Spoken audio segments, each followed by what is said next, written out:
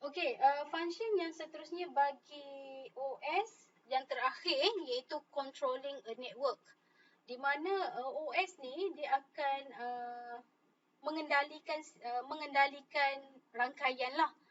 Okey, dia akan mengendalikan rangkaian. Contohnya OS tu dia akan organize dan juga dia akan coordinate bagaimana multiple user boleh access dan boleh share resource tu melalui rangkaian.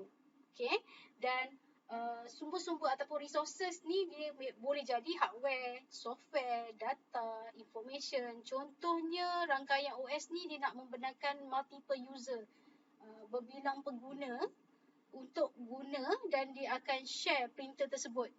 Jadi dia melalui controlling a network lah. Dia akan control melalui network lah.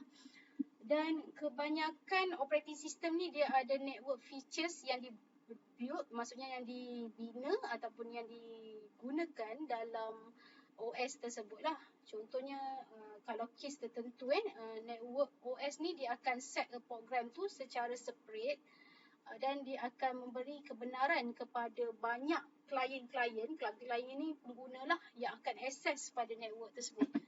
Jadi dia akan control jadi OS ni lah yang akan control.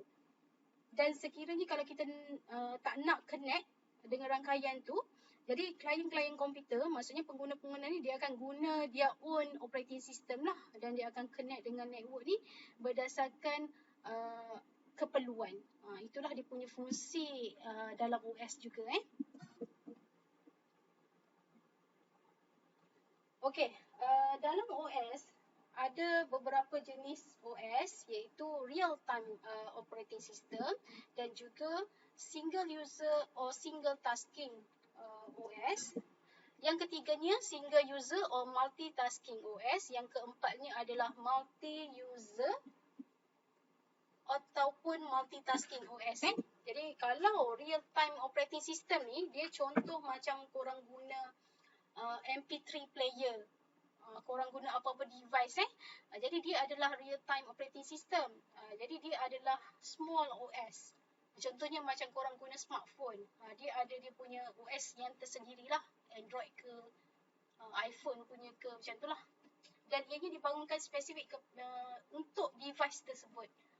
Jadi OS ni dia cepat kerana kita guna real time Okey, yang keduanya adalah single user ataupun single tasking OS, di mana ciri dia one user work on the system. Hanya satu user yang akan buat kerja dalam satu sistem tu.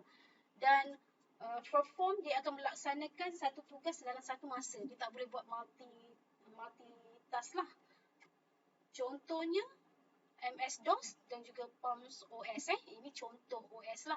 Dan ia menggunakan little space. Maksudnya dia guna ruang yang sedikit dalam disk tu Dan ianya murah lah berbanding dengan multitasking OS dan sebagainya.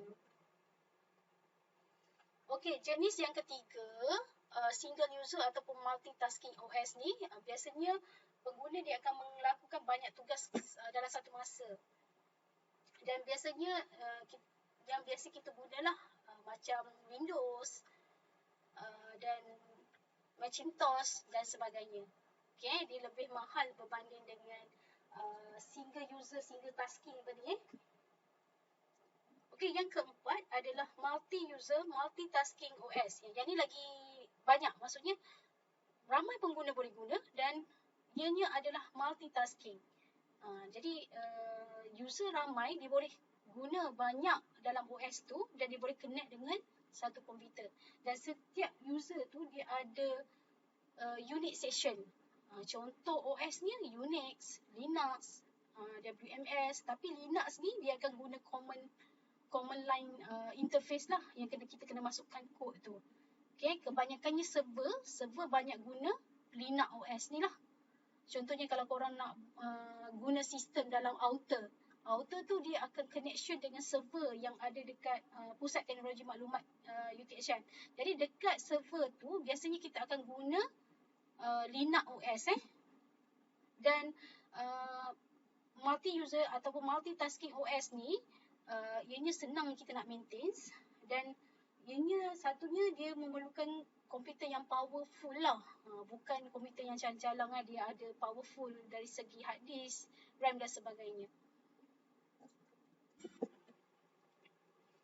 Okay, ini adalah kategori dalam OS. Kita ada 3 kategori, standalone, server dengan embedded. Kalau standalone ni yang biasa kita guna, Windows, Mac, Macintosh, Unix dan apa-apa yang berkaitan dengan standalone lah di OS dan sebagainya.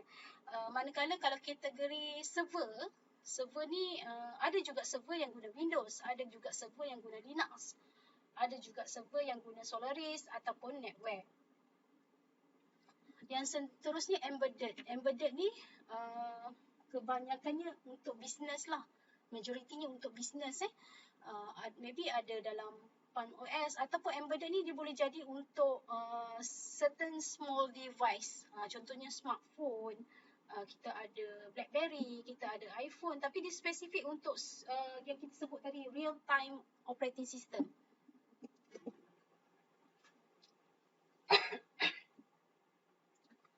Okey, ini adalah history of Windows operating system. Kalau korang pernah gunalah Windows sebelum ni, tapi sekarang kita lebih kepada Windows yang dah latest lah. Kita ada Windows 2020 macam tu lah, dan 2022 macam tu Sekarang ni dulu-dulu kita masih menggunakan Windows 1, iaitu starting pada 1985, lepas tu diperkembangkan menjadi version 3.1 ni 1992. Saya pernah guna jugalah pada yang Windows 95 dia old school. Dan sampailah sekarang majoritinya memang kalau kita beli memang Windows 10 ke atas lah. Windows 10 sekarang dah Windows 11, 12 dan sebagainya. Makin lama makin update lah, makin bagus